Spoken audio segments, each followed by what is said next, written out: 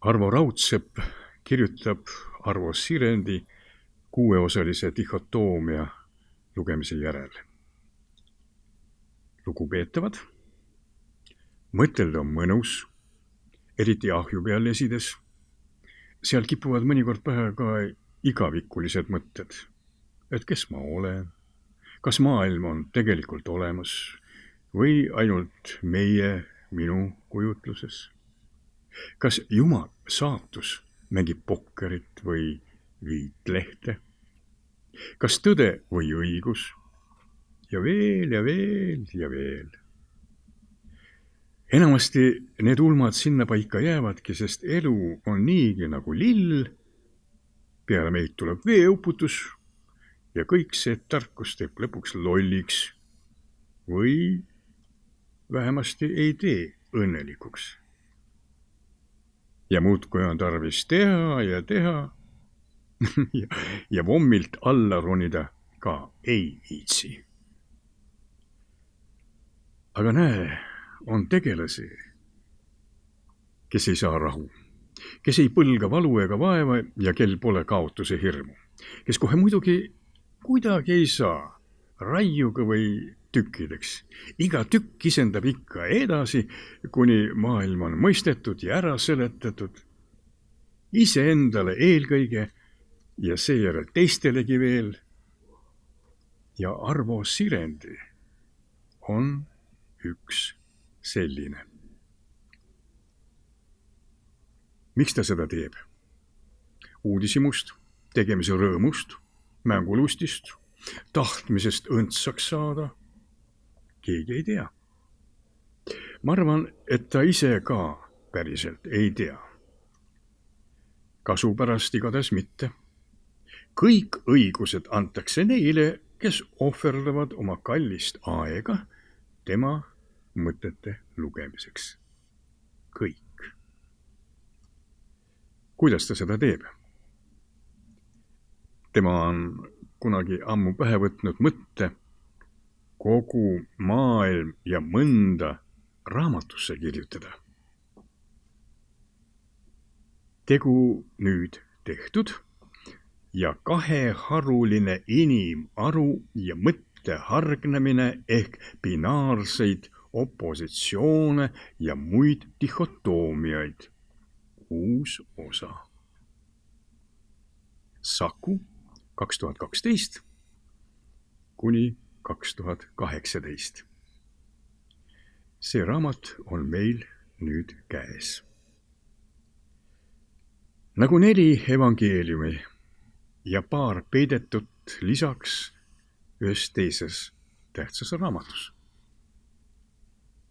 Me ei tea kahjuks ikka veel, kas maailm eksisteerib või mitte, kas me ise oleme olemas või ei, aga kokkuvõte sellest igatahes kaalub oma 4 kilo ja universumite ülevus on mahutatud rohkem kui 2500 tihedas ja peenes kirjas lehele.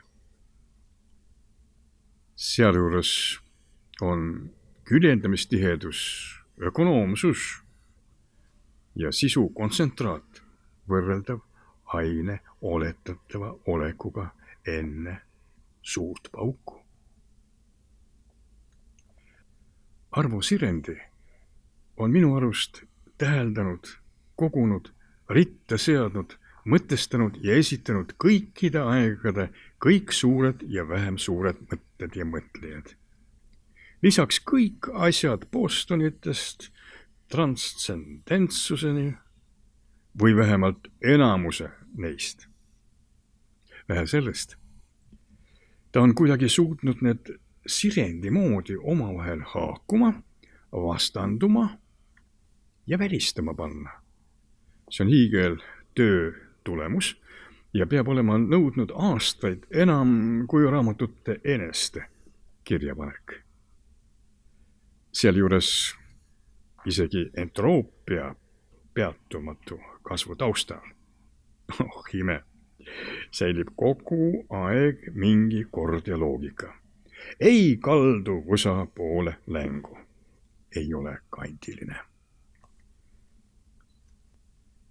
Igasuguse teadmuse organiseerimine nõuab palju energiat. Selliste hulkade ohjamine aga peaks olema hoopistükkis võimatu. Kuidas autor sellega siiski toime tuleb, on eraldi imetlemist väärt. Enamasti suunab sirendi ise voogu. Kohati kasutab binaarsetest opositsioonidest tulenevaid võimalusi. Siis jälle võtab teiste vaimuvägilaste teravmeelsed ütlemised appi ja nii edasi. Sümpaatne on, et üldtunnustatud ja klassikaliste arvajate kõrval saavad võrdselt sõna ka need, kelle elu tähetunniks või olemasolu õigustuseks võib-olla ongi ainult see, et nad on kuidagi sirendile silma jäänud ja Saku raamatute kaudu igavikku jäädvustatud. Alguses küll võtab veidi imestama, et Aristoteles on teksti samas lõigus asja ajamas telgma ja hänniga. Aga kui järele mõelda, siis tarkus, rumalus ei sõltu enamasti tekstilõigust, ajast ega kohast. See on olnud, pole olnud, on, ei ole ja jääb, kaob. Kas sellise dihhotoomse maailma loonud autoril on ka demiurgi ambitsioone? Silmatorkavalt mitte. See ei ole ei kiire ega kerge tee. Härgamisi nagu sügavkünnil kulgeb ka jutlustaja lause. Sageli on see pikk ja keeruline.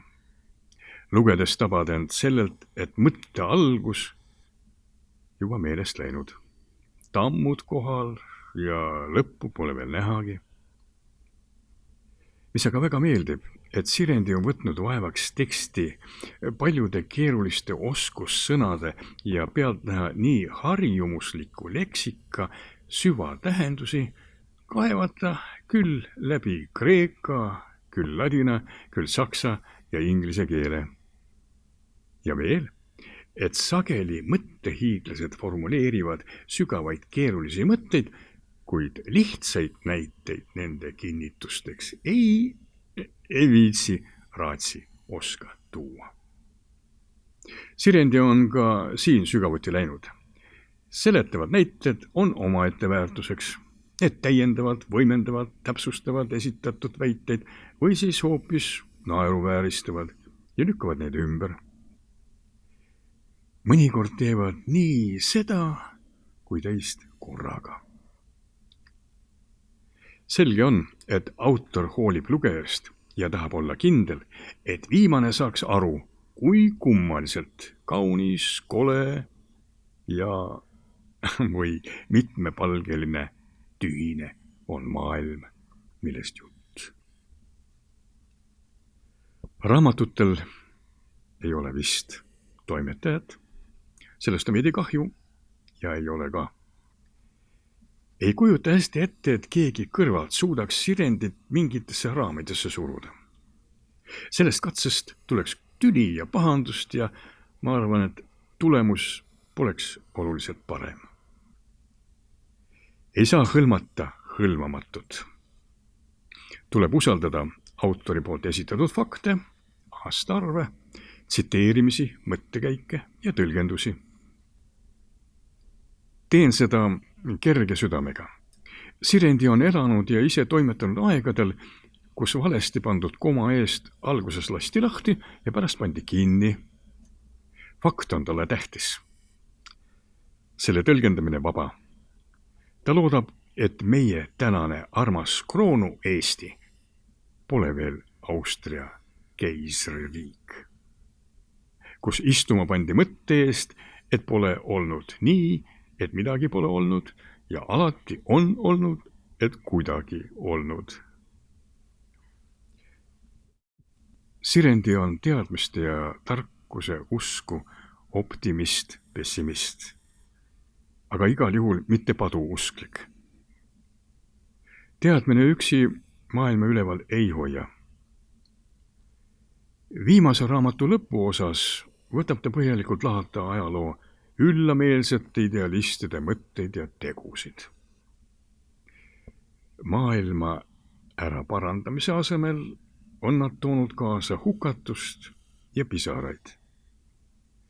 Tuleviku suured, väikesed pätid võivad olla veelgi hirmsamad, kui nad ükskord võimu juurde peaksid saama, sest tänane, homne mõte hargneb mitte ainult kaheks, vaid igale poole ja on sageli ettearvamatu. Mõnikord harva tundub Sirendi veidi tusameelne. Kuidas need tarkused meie igapäevaellu ei jõudnud, ei siis, kui ta ise päris maailma parlamentäärina päriselt uueks püüdis luua, ega ka täna, kus settinud teadmus on ju olemas. Kuidas sai nii minna, et tema, meie, Eestit juhivad, varastavad, valitsevad igatsugu libedikud, föönisoengutega likvidaatorid ja